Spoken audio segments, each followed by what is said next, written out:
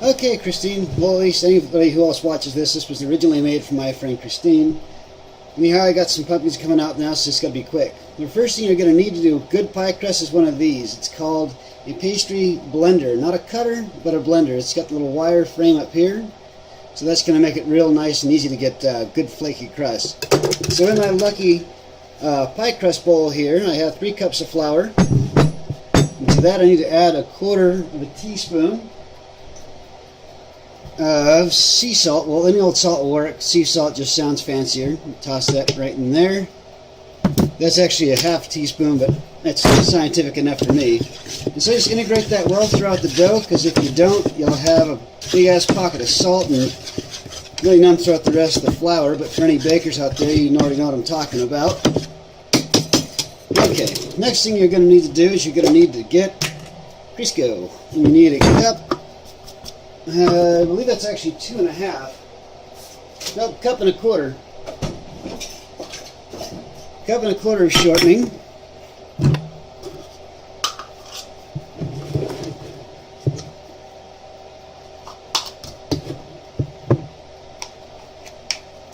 Which, for all you out there who work with Crisco, know it's a nightmare to get off your dishes. So, just a helpful hint to those that don't know.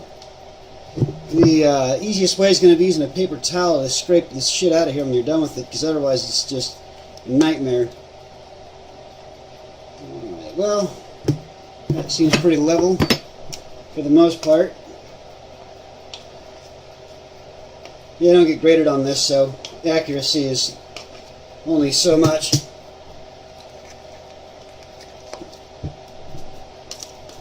We don't need all that flour anyway.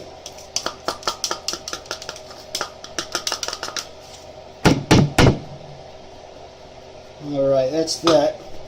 I usually cook with 2 or 3 measuring cups, because once they get covered in shortening, they're about useless. Wait a minute. Okay, now I got that right. I never remember, I have a 1-cut crust recipe too that, of course, is a lot less shortening, so I intelligently put them both on the same card, so it's easy to mess it up sometimes if you second guess yourself. Okay, so that is all the shortening we need.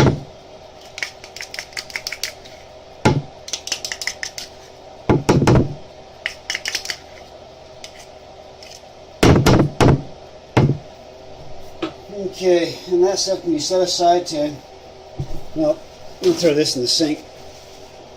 There you go. I'll aggravate myself later with that. Comes off the metal stuff pretty well, but the plastic shit is kind of a pain. Alright, next up we take this guy and we'll go ahead and blend this in here. What I normally do is I'll spin the bowl around, kind of work this stuff in just to get it all covered in flour, all the big chunks of shortening, and then just start spinning the bowl around and let me kick this down a little bit. There you go. And so anyway, I'll just press this up against the side of the bowl and go around and around and around and around and around like this until it's going to it almost becomes like sand in a sense, and once it gets there I'll show you what that looks like.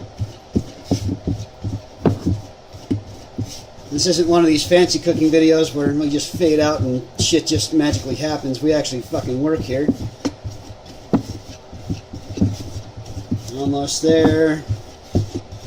Okay, so once it gets about to this consistency, it's about as mixed as you want it until you add your... See how it's kind of crumbly like that? And get that real close. I don't know if you can see it real well. But anyhow, once it's that consistency, that means that you've blended just like strips of that Crisco between layers of flour, so it's going to make that nice and flaky. So what we do now is we grab ourselves the incredible edible egg, just one. And I wash my hands and put a little sanitizer on there because I'm a freak and I'm always afraid of eggs. Especially raw ones. I mean, you know, grandparents lived years and years with eating raw eggs and it never killed them, but, you know, maybe they're poisonous to me, I don't know. Anyhow, so we got our 1 egg, and we take 5 tablespoons of water. Some people say ice cold. It doesn't make any difference at all. I mean, as long as it ain't piping hot, I think you're going to be just fine. And mainly because usually when you do this, you got something baking in the oven behind you, and it's already a million fucking degrees in your kitchen. So it's not going to hurt anybody. Alright, and last but not least, we need our apple cider vinegar. We need 1 tablespoon of that to go with our 5 tablespoons of water and our 1 egg. You can whip this up with a, what do you call it, a whisk if you wanted to. A fork works just fine. I'll use the fork because I tend to use the whisk for about everything except for scratching my back.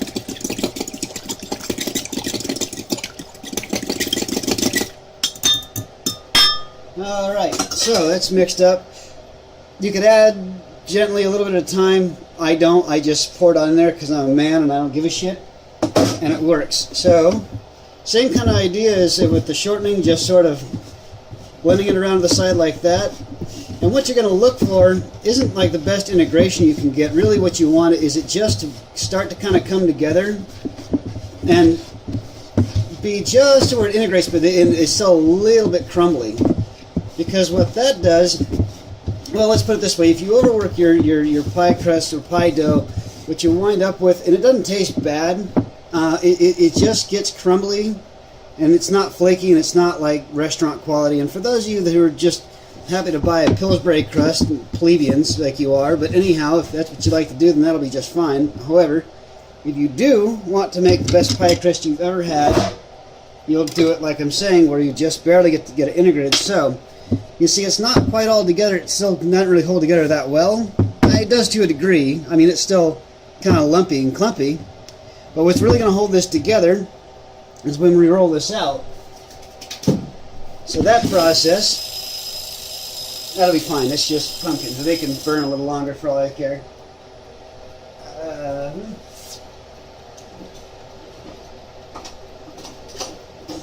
Now, some people want to get crazy. You just lay their pie crust out on a countertop and roll it out and roll it into a round thingamajig. I don't have time for all that. And if you do, more power to you. What I have time for is to lay 2 sheets per pie crust of floured wax paper down. I'm going to go get myself a cutting board here.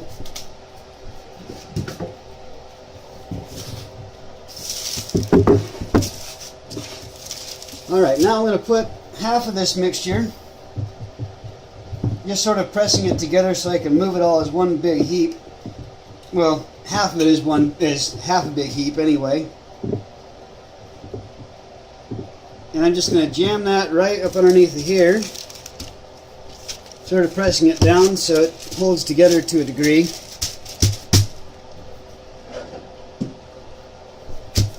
And now I grab my rolling pin and I just kind of roll this out.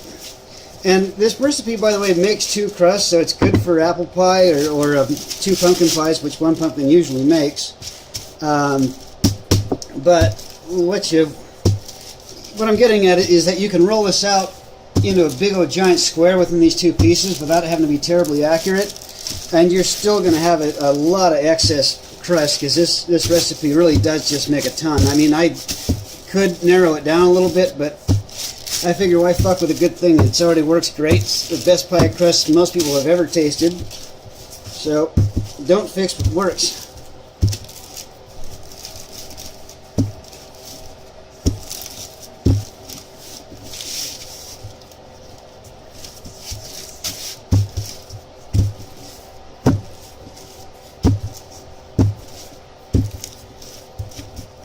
Okay, that's about that. Now, as I ponder to myself and wonder what happened to my other pie dish, it's sitting on my desk at work. Fuck. Well, this ought to be an interesting looking pie for the second one. Anyhow, this is what I do. I take my pie dish, I turn it upside down on my breadboard here,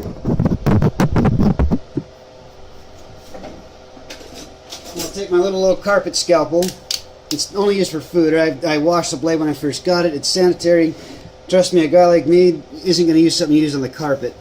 So anyway, just cut a nice round circle all around your pie dish. You want to leave probably about an inch, 3/4 inch to an inch on the outside. And for you metric folks, that's going to be about 1.5 centimeters to 2 centimeters. Because you have to account for this falling down into the pie dish and fitting that size. So once that's cut, you could keep your extra dough and roll it out into like some kind of a little special treat and throw some seasonings on it and whatever else for the kids. I don't. I admit I don't need to eat any more sweets than I already do. Not that you know it to look at me, but I don't, so I won't. Besides that, that's more work than I'm willing to put in. And I've already cooked pumpkins, so you can't blame me. Now, we've got that end taken off. Well, at least the top half of our, what you call that stuff? Wax paper. So we're going to flip this over. I'm going to lay it right on top of there and let that kind of sink in. And get that situated. Once it's in there well, we'll just take that side of that stuff off. And gently, what you want to do is kind of press on the top of this and kind of guide it in with the other hand, because if you push it in from the very bottom, you'll tear your crust. And not this, I mean, worlds don't collide if you do that, but it just doesn't quite, I mean, when you try to get, what's going to happen is when you try to get your pie out of there, you'll have a spot that's stuck at the bottom of the pan and just doesn't come out. Now, if you want to get really fancy with this, you use my Grandma Jones old trick, and you take one finger and hold like a pinch like this, and there's your finger. It's just going to go within that little slot. Let me see if I can see that. There you are. So kind of like that. So what I'm going to do is I'm going to go around the edges of my pie. I'm going to do that all the way around it. And that's going to give us that nice little fluted edge look. That sort of came out of a package look, which I've actually been accused of buying packaged pies, and then I had to get mad and go pout for a little while.